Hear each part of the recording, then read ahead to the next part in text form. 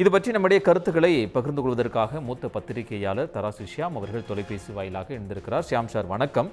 இந்த சம்பவம் நடைபெற்று இவ்வளவு நாட்கள் கழித்து 2 நாட்கள் கழித்து தற்போது தாவேக தலைவர் விஜய் வீடியோ ஒன்றை வெளியிட்டிருக்கிறார். மனது முழுவதும் வலி நேர்ந்திருக்கு, என்னுடைய வாழ்நாள் இது போன்ற ஒரு கடினமான சூழ்நிலையை நான் சந்தித்ததே இல்லை அப்படின்னு பல விஷயங்களை பேசியிருக்கிறார். முதற்கட்டமாக 2 நாட்கள் கழித்து அவர் வீடியோவில் பேசியிருக்கிறது குறித்து உங்களுடைய பார்வை என்ன?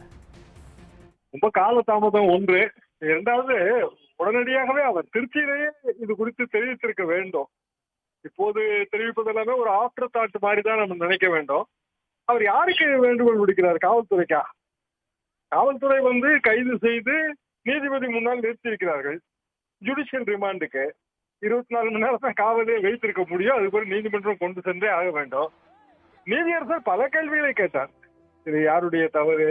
10,000 பேர் என்று நீங்கள் முதலில் எப்படி எஸ்டிமேட் போட்டீர்கள்? இப்படி பல கேள்விகளை கேட்டுத்தான் ஜுடிஷியல் ரிமாண்டு.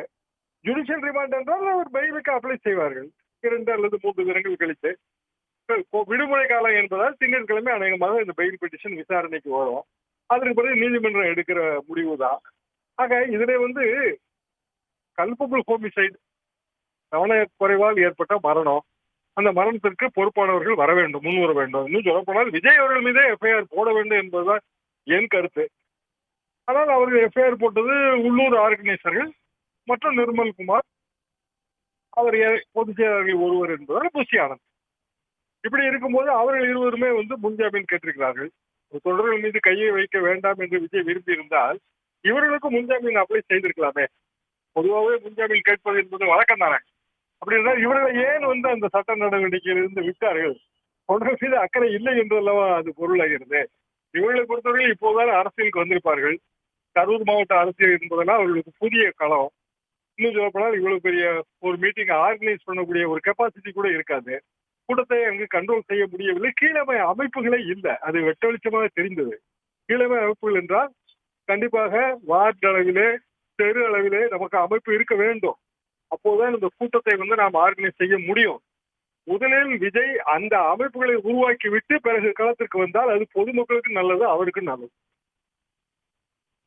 இதில் இன்னொரு விஷயமும் நாம் பார்க்க வேண்டியிருக்கு.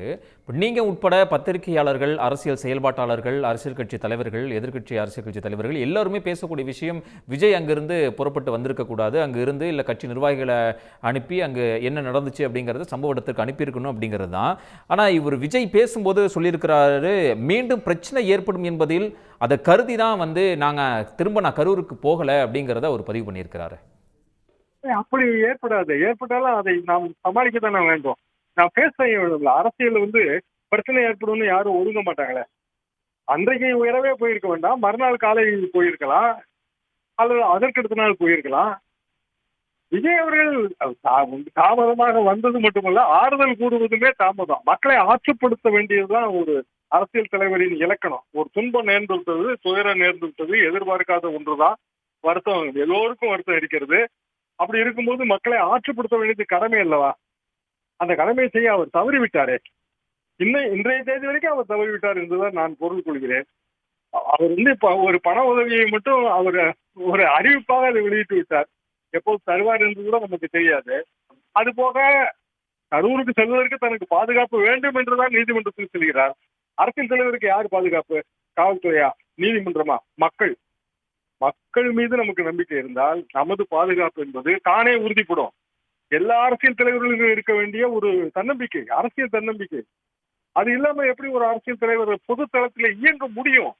எப்படி, என்ன தைரியத்தோடு அவர்கள் பயணம் மேற்கொள்கிறார்கள்? எல்லாமே மக்கள் மீதான நம்பிக்கை தான். உண்மையிலேயே அவருக்கு கட்சி தொண்டர்கள் மீது, மக்கள் மீது நம்பிக்கை இருந்தால் இந்த வகையான இந்த சாக்கு போக்குகளை அவர் சொல்ல மாட்டார் என்றுதான் நான் நினைக்கிறேன். உடனுக்குடன் செய்திகளை தெரிந்து கொள்ள சன் நியூஸ் பெல் ஐகானை கிளிக் பண்ணுங்க.